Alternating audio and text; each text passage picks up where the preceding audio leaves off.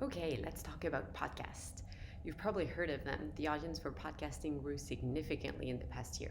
Today, 51% of the Americans above 12 have listened to a podcast, and 32% have listened to the podcast or a podcast in the past month. So, what's a podcast? A podcast is a series of digital, audio, or video content that's broken down in episodes. A user can download them to listen.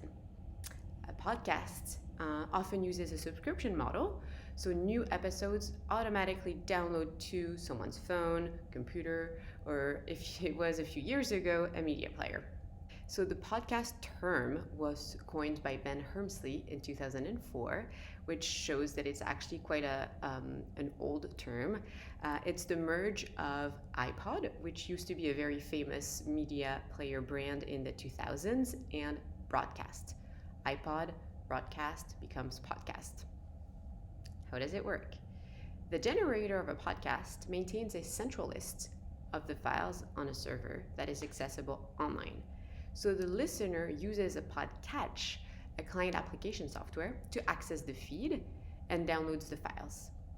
This process can be automated to download those files, and that's why it seems to people who subscribe to podcasts that the podcasters push new episodes to them. The files are stored locally on the device.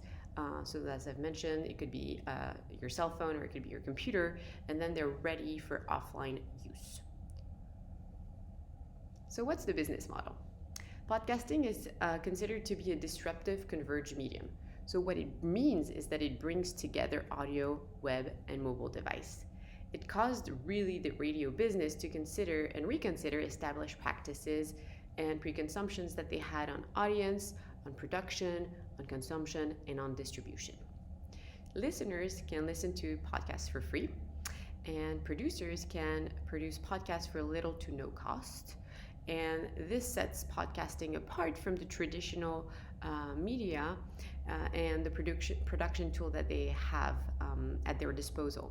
So podcasters make money or monetize their content by allowing companies to purchase ad time on their podcast, or by releasing exclusive content, and that comes with a fee. So because the barrier to entry is very low for podcasting, it's considered a horizontal media form. And producers are consumers become producers, both can engage in conversations with one another.